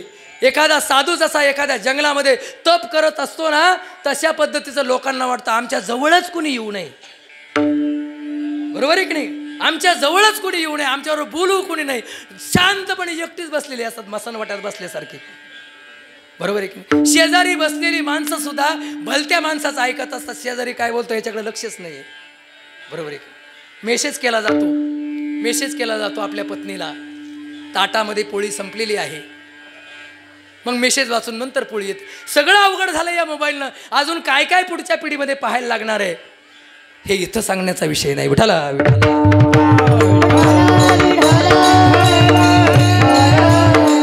आणि तो गावातला सरपंच आणि ते सगळं पाहता पाहता एक दिवस त्या मुकादमाला त्यानं विचारलं, म्हणला, भाऊ तुमची रामलीला खूप चांगली आहे, परंतु मलाही वाटतं काहीतरी काम करावं मी पण. त्यानं सांगितलं, आमची सगळी रिहर्सल झाली, तुम्हाला काहीच काम नाही. त्यानं सांगितलं, नाही, अजून 20 दिवस थांबा माझ्या गावात, परंतु मला तुमच्या रामलीलेत कामच करायचंय, मला तुमच्या लीलेत काही काम द्या. त्यानं सांगितलं, तुम्ही सरपंच आहे, तुम्हाला साधं सुद्धा काम देऊन जमणार नाही, तुम्हाला राजाच करावं लागेल आम्हाला, बरोबर आहे की नाही? सरपंच म्हटल्यानंतर त्याला शिपाई करून जमन का? बरं, त्याच्याच गावामध्ये शिपाईचे कपडे घातल्यानंतर गाव काय म्हणाल? रामलीलावाल्यांनी सरपंचाला तर शिपाई केलं. मग 20 दिवस झाले, रामायण संपलं. त्यानं सांगितलं, आता काय करू आपण? नवनाथ सार करू, नवनाथ सार. रिहर्सल सुरू झाली आणि मग या लठोरी सिंगाला राजा करण्यात आलं. भर्तहरी राजाचं पाठ देण्यात आलं आणि मग रिहर्सल सुरू झाली. भर्तहरी राजा, मुकुट घातलेला, सुंदर वेश परिधान केलेला भर्तहरी राजा, आणि नंतर भर्तहरी राजाचं मन परिवर्तन होतं, शरीराचं आणि मनाचं परिवर्तन होऊन भर्तहरी राजा ते सगळं सोडून अरण्यामध्ये निघून जातो. असा कथाभाग त्या भर्तहरी राजाचा होता. रिहर्सल सुरू झाली आणि रिहर्सल सुरू झाल्यानंतर प्रवेश सुरू झाले आणि नाटक उभं राहिलं आणि भर्तहरी राजाच्या वेशामध्ये तो राजा म्हणून आला. हातामध्ये तलवार, डोक्यामध्ये सोन्याचा तो मुकुट आणि घातलेला तो राजा, आणि मी भर्तहरी राजा आहे, या अखंड नगरीवरती माझं साम्राज्य आहे, या ठिकाणी हलणारी पालं, जगणारे पशु हे सगळे माझे, यांचा अधिकार माझा आहे, आणि हा भर्तहरी राजा याचा एकमेव राजा आहे, अशी घोषणा भर्तहरी राजानं केली. सुंदर उत्सव सुरू झाला आणि उत्सव सुरू झाल्यानंतर दुसऱ्या दिवशी प्रयोग होणार होता आणि सकाळी आपल्या पत्नीला त्यानं सांगितलं, पत्नीची भेट घेतली, हात जोडले, पत्नीला सांगितलं, पत्नी, मी आजपर्यंत कालपर्यंत भर्तहरी राजाच्या भूमिकेत होतो, आज माझा पार्ट बदलणार आहे, माझी विनंती आहे, आज मात्र तू प्रवेशाला येऊ नको बरं का, आज नाटक पाहायला येऊ नको, आज रामलीला पाहायला येऊ नको, माझी विनंती आहे, तू येऊ नकोस. तिनं सांगितलं, काय फरक पडतो, नाही येऊ नको, तू अजिबात येऊ नको. सांगितलं. संध्याकाळ झाली आणि भर्तहरी राजा, आतापर्यंत आवेशामध्ये राजा असलेला तो लटोरे सिंग, भर्तहरीच्या राजाच्या प्रवेशामध्ये सगळी मंडळी समोर ऐकत होती. आणि भर्तहरी राजा अचानक त्याचं मतपरिवर्तन झालं, मनपरिवर्तन झालं, शरीर परिवर्तन झालं आणि त्यानं सगळे डोक्यावरचा मुकुट काढून जमिनीवरती ठेवला, अंगावरचे कपडे काढून जमिनीवरती ठेवले, हातामधली तलवार जमिनीवरती ठेवली आणि भगवे वस्त्र परिधान केलं. आणि सगळ्या लोकांना सांगितलं, समोर बसलेल्या, आतापर्यंत मी भर्तहरी राजा होतो या नगरीचा, आजपासून हा राजा आजपासून साधू होणार आहे. भगवी कपडे परिधान केलेले आहेत. आजपासून या जगातली सगळी माणसं माझे बंधू आहेत, माझे पिता आहेत आणि माझे भाऊ आहेत. आजपासून या भूतलावरच्या सर्व स्त्रिया माझ्या माता आणि माझ्या भगिनी आहेत. आजपासून हा भर्तहरी राजा स्वतःचं शरीर आणि स्वतःचं मन समर्पित करतो. आजपासून नाथ संप्रदायाची दीक्षा घेऊन हा भर्तहरी राजा जंगलामध्ये गिरीकंदरामध्ये निघून जाणार आहे. आजपासून संसाराची सगळी सुखं टाकून हा भर्तहरी राजा शरीरानं आणि मनानं हे विश्व सोडून, हा संसार सोडून निघून जाणार आहे. सगळ्यांनी टाळ्या वाजवल्या भल्या मोठ्या. इथं नाही तिथं वाजवल्या, इथं नाही वाजवल्या, तिथं वाजवल्या. आणि पण स्वतःची भाऊजाई म्हणली, भाऊजी हे सगळं तुम्ही बोलताय, परंतु तुमच्या लक्षात आहे का तुमची बायको पण हे ऐकती बरं का, तुमची बायको सुद्धा ऐकती. सगळी मंडळी पुन्हा हसायला लागली. बायको एका कोपऱ्यामधून ऐकत होती आणि तो आवाज आपल्या भाऊजाईचा ऐकला. स्वतःचं भगवं वस्त्र परिधान केलं होतं, खाली बसला, डडसा रडला, स्वतःचा पोशाख अंगावरती तसाच ठेवला. सगळी माणसं निघून गेली, परंतु डसडसा रडत असलेला तो भर्तहरी राजा, मनाचं परिवर्तन भगवं वस्त्र परिधान केलेलं होतं आणि सगळे विसरून गेले. प्रत्येकानं कपडे बदलवले, प्रत्येकानं वेश बदलवला, पण भर्तहरी राजानं भगवं वस्त्र आपल्या अंगावरती तसंच ठेवलं. घरी गेला, कटोरा हातामधला नाटकातला कटोरा पुढं घेतला आणि आवाज दिला गेटमधून आपल्या पत्नीला आणि बोलवलं. तिनं सांगितलं, आजपासून माझ्या नावाचं कपाळाला कुंकू लावणं बंद करून टाक. आजपासून हा भर्तहरी राजा ज्यानं हे कपडे परिधान केले आजपासून घरी येणार नाही. तिनं सांगितलं, असं काय करता हो, तुमच्या 4 लेकरं 4 सुना आहे तुम्हाला. नाही, या देहाचं आज मनपरिवर्तन झालंय, मनपरिवर्तन झालंय, हा देह परत कधीच येणार नाही. आजपासून हे सगळं तुझे, आजपासून तू माझी पत्नी नाहीये, आजपासून आपलं नातं बदललंय. लटोरी सिंगांनी गाव सोडलं, मेरठ सोडलं, गिरीकंदरामध्ये जाऊन सत्याचा शोध घेतला, शिक्षणाचा प्रचार प्रसार केला आणि 40 कॉलेज आज मेरठ जिल्ह्यामध्ये, उत्तर प्रदेशमध्ये त्या लटोरी सिंगांच्या नावानं सुरू झाले.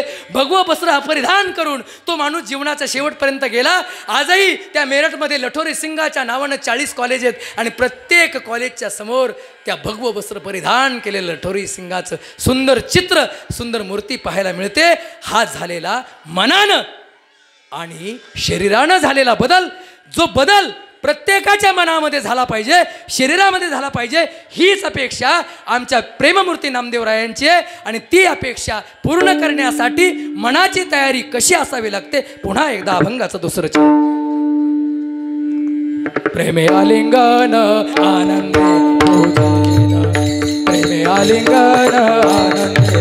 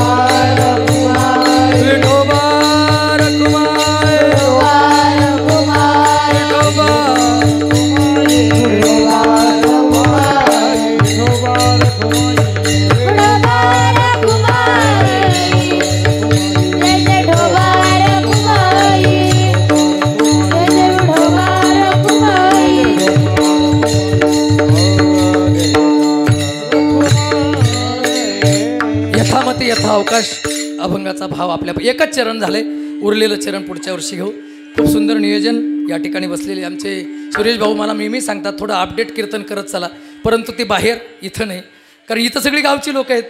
गावच्या लोकांना शहाणपणाचे शब्द सांगता येत नाही आणि ते सांगण्या एवढा मी मोठा नाही आहे. लहानपणापासून बालपणापासून मला इथपर्यंत पाहिलं आहे. फक्त लोकांची अपेक्षा जी आहे, मी नोकरीवाला माणूस आहे, मी माझ्या सवडीत परमार्थ करतो. मलाच माहीत नाही किती दिवस मी इथं राहणार आहे नोकरीच्या निमित्तानं, कोणत्या दिवशी पिशी भरावं लागेल, बरोबर आहे की नाही. आणि म्हणून जेवढं होईल तेवढं परमार्थ करण्याचा प्रयत्न करतोय. प्रत्येकाला वाटतं सगळं केलं पाहिजे, परंतु या ठिकाणी परमार्थ आहे. एवढी सुंदर वाटचाल, एवढं सुंदर आयोजन नियोजन, सगळ्यांच्या चरणावर विनोभावानं अभिवादन. या ठिकाणी 2 दिवसापासून उपस्थित असणारे आमचे संभाजी दादा, सालकर महाराज, सावकारांना, दिलीप मामा, आमचे सगळीच महाराज मंडळी, या ठिकाणी रोहिणीताई गडकरी महाराज आलेले आहेत. सगळ्यांच्या चरणावर विनम्र भावानं घालीन लोटांगण, वंदीन चरण, डोळ्यानं पाहिन रूप तुझे. ज्ञानेश्वर माऊली, ज्ञानराज माऊली, विठ्ठल जय जय.